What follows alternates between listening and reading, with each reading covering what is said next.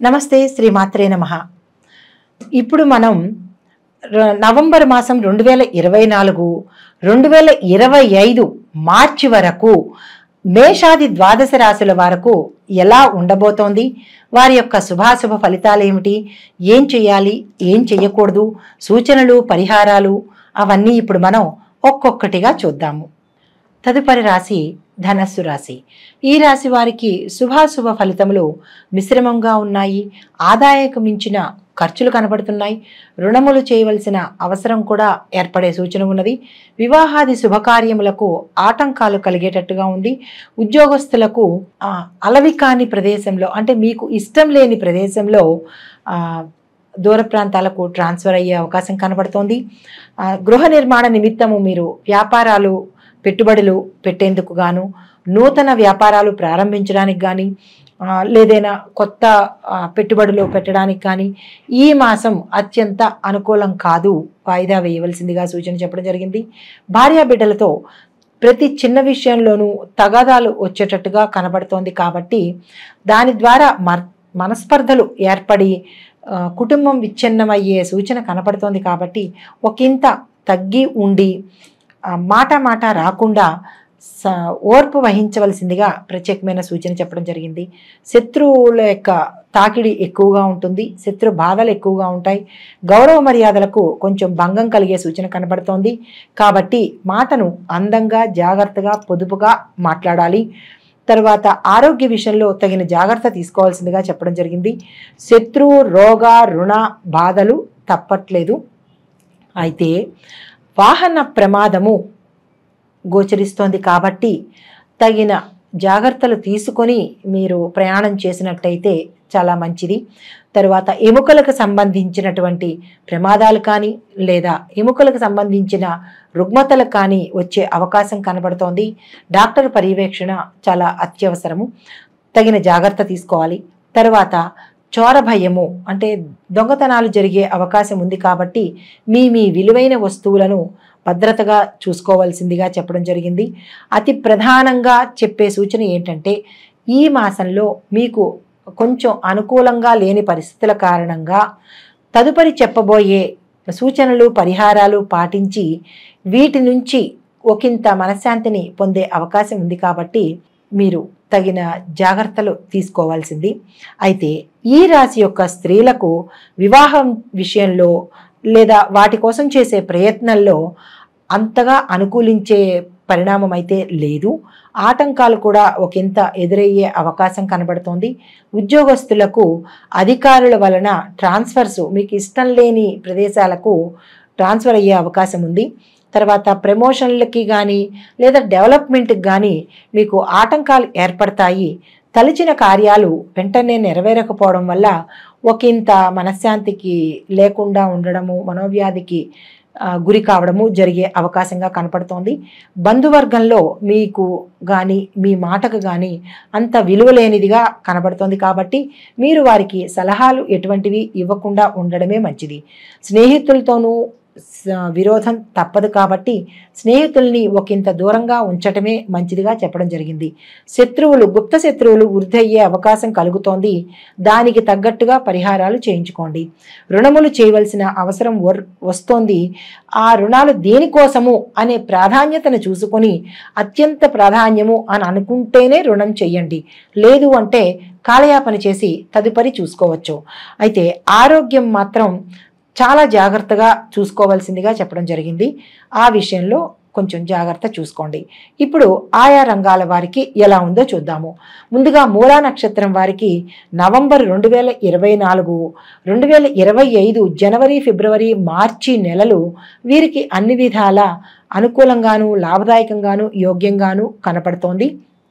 కాబట్టి ఈ మాసంలో, ఈ చెప్పదగిన మాసాలలో మీరు ఏదైనా కొత్త వ్యవహారాలు చేసుకుందామన్నా లేదా కీలకమైన పనులు చేసుకుందామన్నా, ఏ విషయానికైనా ఈ మాసాలని మీరు నిరుపయోగం చేసుకోకుండా తగిన విధంగా ఉపయోగించుకోండి. గ్రహశాంతి కోసం మంగళవారం నాడు కేజీ ఉలవలను దానంగా ఇవ్వండి. మీ అదృష్ట సంఖ్యలు 1, 4, 5, 9. అదృష్ట వారాలు ఆదివారము, గురువారము, శుక్రవారము. ఈ వారాలను ఉపయోగించుకుని అదృష్ట సంఖ్యలతో మీ కష్టాలను, ఒడిదుడుకులను ఒకంత మీరు మంచిగా మలుచుకునే అవకాశం ఉంది కాబట్టి సమయస్ఫూర్తితో వ్యవహరించండి. తరువాత పూర్వాషాఢ నక్షత్రం వాళ్ళకి నవంబరు, డిసెంబరు 2024లోను 2025 ఫిబ్రవరి, మార్చి నెలలు చాలా అనుకూలంగాను, లాభదాయకంగాను, యోగ్యంగాను ఉన్నాయి కాబట్టి మీరేదైనా ప్రయత్నాలు చేసుకోవాలి అని అనుకుంటే కనుక ఈ మాసాలను సద్వినియోగం చేసుకోండి. మీ గ్రహశాంతి కోసము, అంటే మీకు ఉండే గ్రహాల యొక్క అనుకూలత లేని కారణంగా శుక్రవారం రోజు 1 కేజీ బొబ్బర్లను దానంగా ఇవ్వండి. మీ యొక్క అదృష్ట సంఖ్యలు 4, 6, 7, 9. అదృష్ట వారాలు సోమ, బుధ, గురువారాలు కాబట్టి ఈ వారాలలో ఈ సంఖ్యలను ఉపయోగించుకుని ఏవైనా కీలకమైన పనులు చేయాలనుకుంటే ప్రారంభం చేసుకోండి. తదుపరి ఉత్తరాషాఢ వారు 1వ పాదం వారికి నవంబరు, డిసెంబరు 2024, 2025లో జనవరి, ఫిబ్రవరి, మార్చ్ ఈ 3 నెలలు, అంటే ఆ 3 నెలలు ఇటు ఈ 2 నెలలు మీకు అన్ని విధాలా మంచిగా, అనుకూలంగా, లాభదాయకంగా ఉంది కాబట్టి ఈ మాసాల్ని మీరు నిరుపయోగం చేసుకోకుండా సద్వినియోగం చేసుకుంటే చాలా మంచిది. తర్వాత గ్రహశాంతి కోసము ఆదివారం రోజున 1 కేజీ గోధుమలను దానంగా ఇవ్వండి. మీ యొక్క అదృష్ట సంఖ్యలు 3, 4, 5, 9. కలిసొచ్చే వారాలు, అంటే అదృష్ట వారాలు బుధ, గురు, శనివారాలు. అయితే మొత్తంగా ఈ రాశి వారందరికీ చెప్పబోయే పరిహారాలు, సూచనలు ఎందుకు అంటే కొంతమందికి ఈ రాశిలో ఉండేవారికి కొంతమంది అడగొచ్చు, మాకు నక్షత్రాలు తెలియవండి, పాదాలు తెలియవండి, మరి మేమేం చేసుకోవాలి అని. వారి కోసమని చెప్పదగిన సూచన ఏంటంటే గురువారము రాహు కేతులకు, అంటే గురు, రాహు, కేతువు ఈ ముగ్గురికి జప దాన చేసుకోవాలి. తర్వాత దత్తాత్రేయ స్వామి వారి దర్శనం చేసుకోవాలి. అష్టాదశ శక్తి పీఠాలలో దర్శించడం కానీ, లేదా అంటే అందులో ఏ ఒక్క పీఠాన్నైనా దగ్గర ఉన్న పీఠాన్ని దర్శించాలి. సుబ్రహ్మణ్య క్షేత్ర దర్శనాలు, తర్వాత పూజలు చేయించుకోవడము ప్రత్యేకమైన సూచన. రుణ విమోచక అంగారక స్తోత్రాన్ని తప్పనిసరిగా మీ నోటితో మీరు చదవాలి. అంతేగాని వినడమో లేకపోతే ఎవరి ద్వారానో చూడడమో కాదు, మీ నోటంట మీరు మాత్రము ఈ రుణ విమోచక అంగారక స్తోత్రాన్ని చదవవలసిందే. అయితే కనకధార స్తోత్రాన్ని పఠించితే చాలా మంచిది. తరువాత ఈ రాశి వారికి శుభప్రదమైన రంగులు పసుపు, నీలము, నలుపు. ఈ 3 రంగులు మీకు శుభప్రదమైన రంగులు కాబట్టి ఈ రంగులతో, అదృష్ట సంఖ్యలతో, అదృష్ట వారాలతో మీ పనులను త్వరితగతిన ముందుకు తీసుకెళ్ళండి. అయితే ఈ రాశి వారు జపించదగ్గ మంత్రం ఓం శ్రీకృష్ణ దేవకృష్ణాయ పూర్వదంతాయ నమః అనే ఈ మంత్రాన్ని 108 సార్లకు తక్కువ కాకుండా జపించి ఆ గ్రహాల అనుగ్రహాన్ని పొంది మీరు ఒకంత మనశ్శాంతిని, మీ పనుల్లో పురోగతిని సాధించి, ప్రతి గ్రహాలకి ఖగోళ శాస్త్రపరంగా ప్రతి గ్రహము చరిస్తూ ఉంటుంది, అంటే కదులుతూ ఉంటుంది కాబట్టి ఇవి ప్రత్యేకంగా ఒక్కొక్కళ్ళకి చెప్పేది కాదు. అంటే ఇప్పుడు పలానా వాళ్ళకి అని చెప్పేది కాదు. ఆ రాసుల్లో కొన్ని కోట్ల మంది ఉండవచ్చు, ఆ నక్షత్రంలో కొన్ని కోట్ల మంది ఉండవచ్చు. ఇవి గోచార ఫలితాలు, అంటే చెరించే ఫలితాలే కానీ ఇది ఇదమిద్ధంగా ఇది ప్రత్యేకంగా వీరికి అని చెప్పడానికి మాత్రం కాదు. ఇది మీకు ప్రత్యేకంగా కావాలి అని అనుకుంటే మీ పేరుతో నాకు ఇలా జరగట్లేదేంటి, అది అందులో ఇలా చెప్పారు, నాకు ఇలా జరగట్లేదు, ఇది తప్పు, అది కాదేమో అని జ్యోతిష శాస్త్రాన్ని మాత్రం అవమానపరచకూడదు కదా. ఇది పేరుని బట్టి చెప్పేది కాదు. ఇది కొన్ని వేల మంది, కొన్ని లక్షల మందికి ఈ రాశిలో ఉన్న వాళ్ళకి, ఈ నక్షత్రంలో ఉన్న వాళ్ళకి ఎలా ఉండబోతోంది అని చెప్పేది మాత్రమే కానీ తప్పనిసరిగా ఇది మీకు అని మీరు మీ స్వయానికి మాత్రం అన్వయించుకోకండి, భయపడకండి.